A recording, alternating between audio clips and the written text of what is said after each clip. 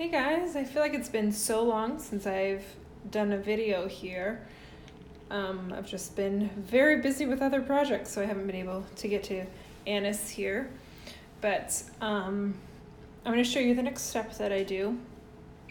It's going to be pretty quick because as I'm getting into this finer detail, it's much more difficult to paint while I'm filming and I have my tripod and phone set up in front of me.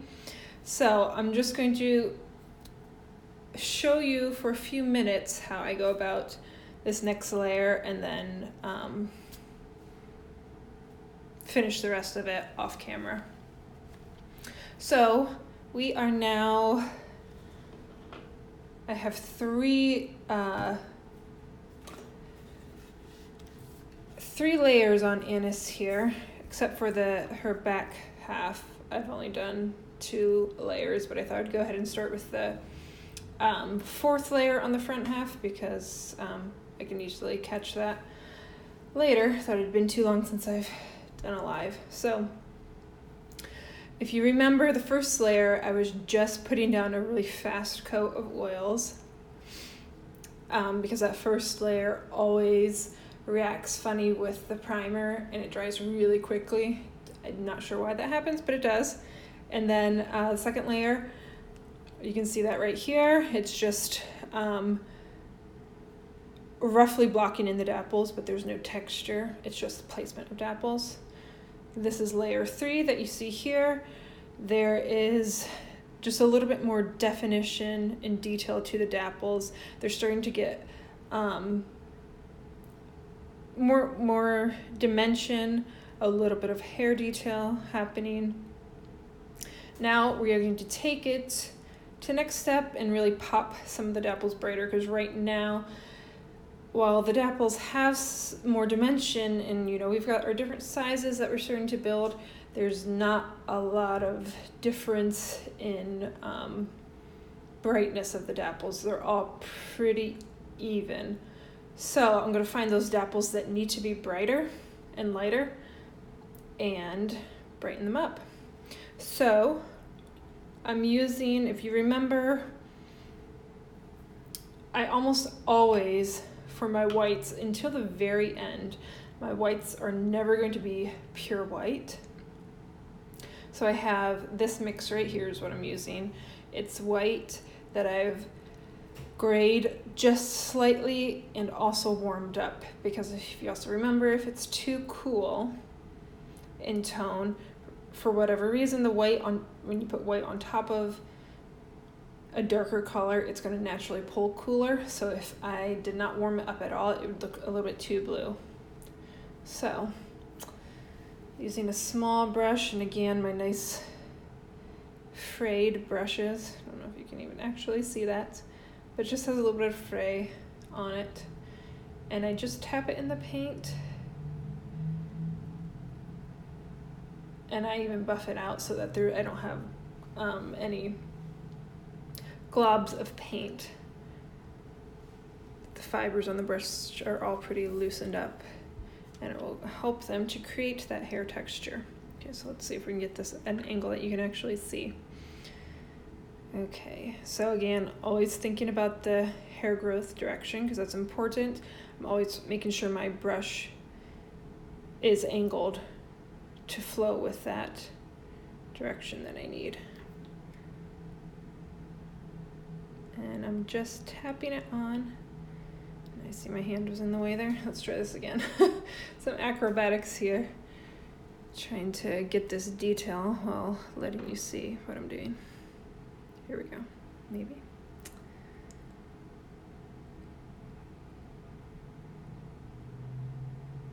As you can see, it's really soft. I'm not depositing much color at all. And the more I tap in place, the more blended out it's going to be. So there's always a balance there. You don't tap enough and you have like really distinct harsh lines. If you tap too much and it just becomes too softened and you don't have any sense of hair detail. So you'll just play with that and figure out what works best.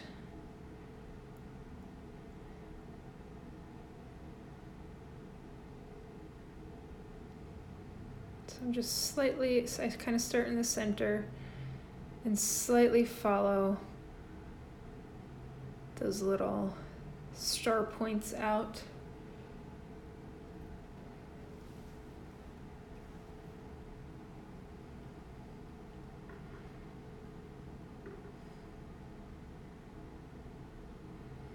Make sure to follow your reference to see which dapples are brighter and where they have a more distinct edge and where they become more soft and hazy.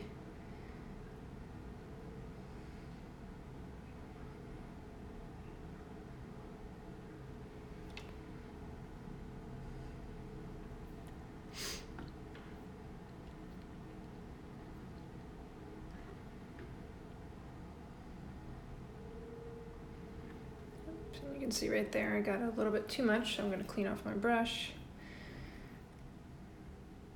and diffuse that out. If at any time you just get way too much on, you can always wipe it off.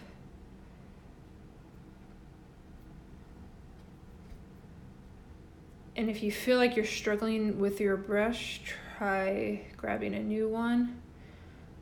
I will often have a handful of these frayed ones in front of me while I'm working, and it's just, they all fray just slightly differently.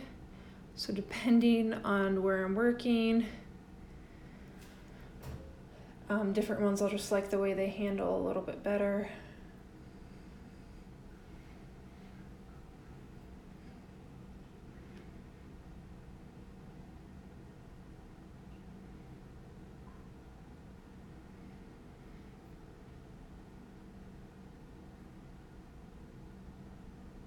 And at this stage, I'm not doing adding any dark. I could in some areas. I might wait till the next stage, depending on what shade I'm doing. So if you remember in previous layers, I've usually put down some amount of like a very thin layer of the dark and then built the dapples over top so that they blended in with it.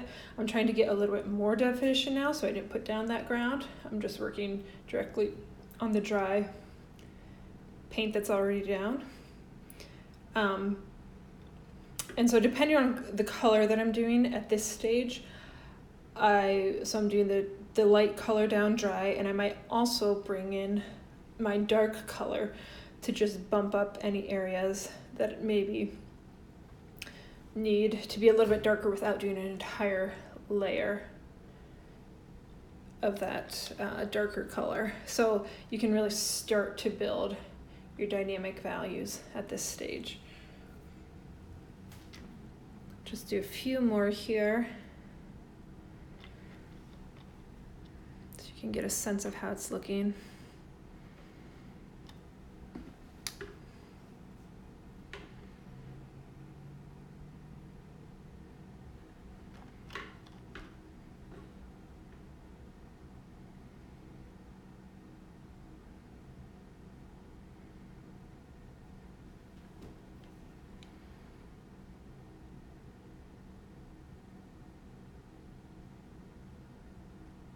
It's also nice to have a clean brush handy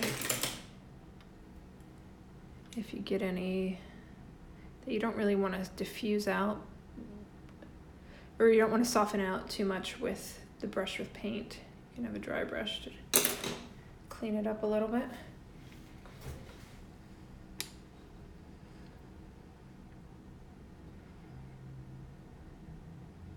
I realize with this dark color, it's also a little bit tricky to see the way my light casts a glare.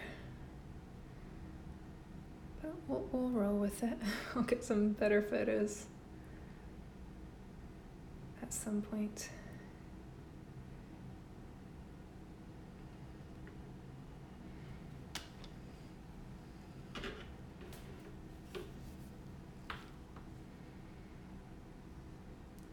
See how that's brightening them up, and I'll probably end up doing even one more layer because of how high contrast these dapples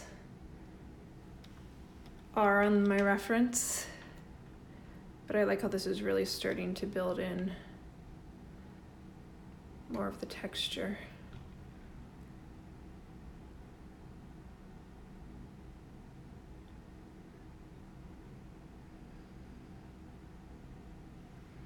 I'm sorry, my hand keeps getting in the way there. It's a very awkward angle.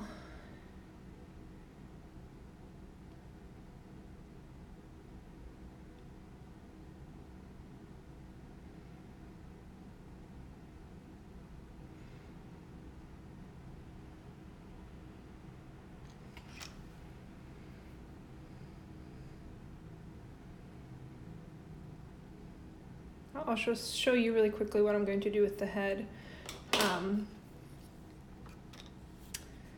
So yeah, I'm just going to keep working on that, building out those Dapple's brighter.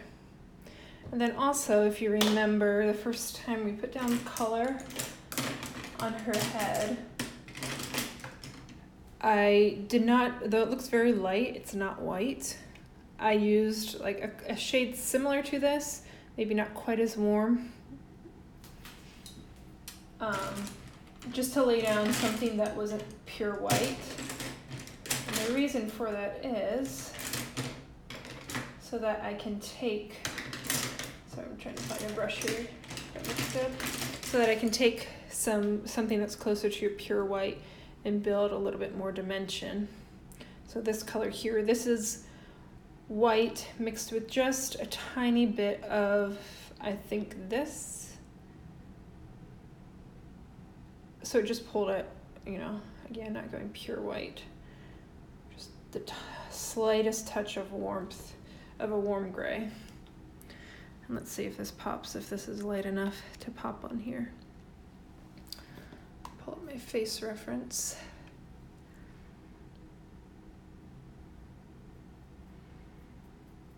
So I can use this on her face to start to build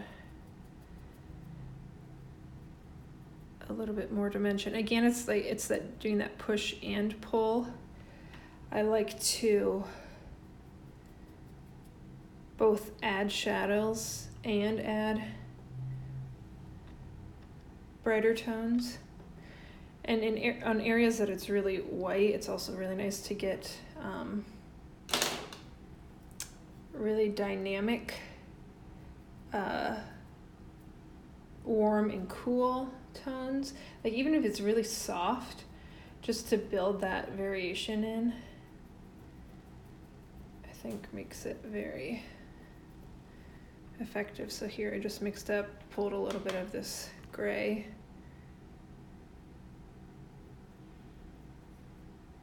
Build some subtle shadow shading.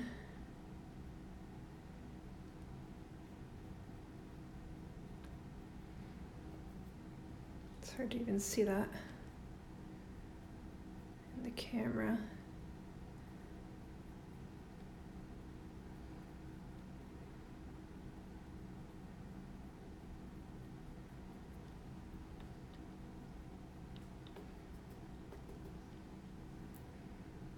Actually pulling maybe slightly warmer than I want it to. It's okay, I can come back and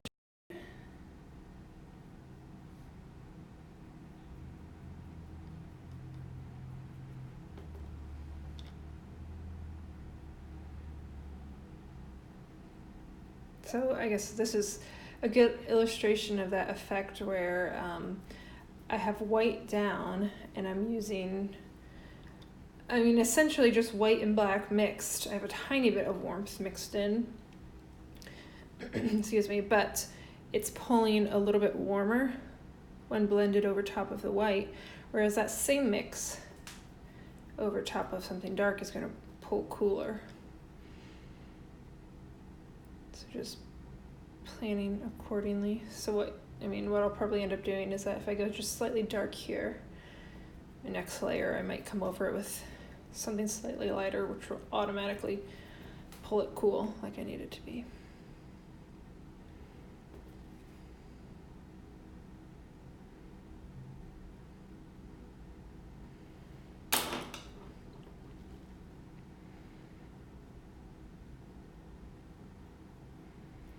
And even just actually mixing this into it, blending it into it, is pulling it a little cooler.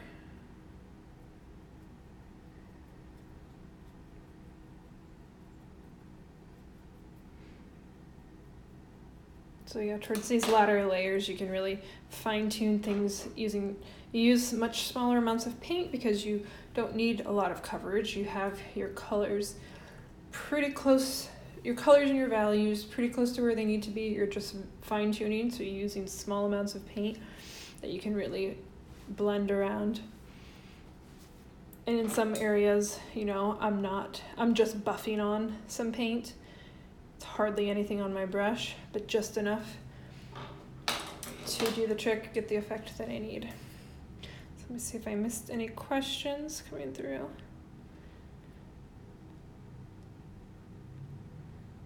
don't think so. So yeah, there's layer 4. Once I get a little bit more progress on here, I'll post a better photo so you can see. Okay, thanks for joining.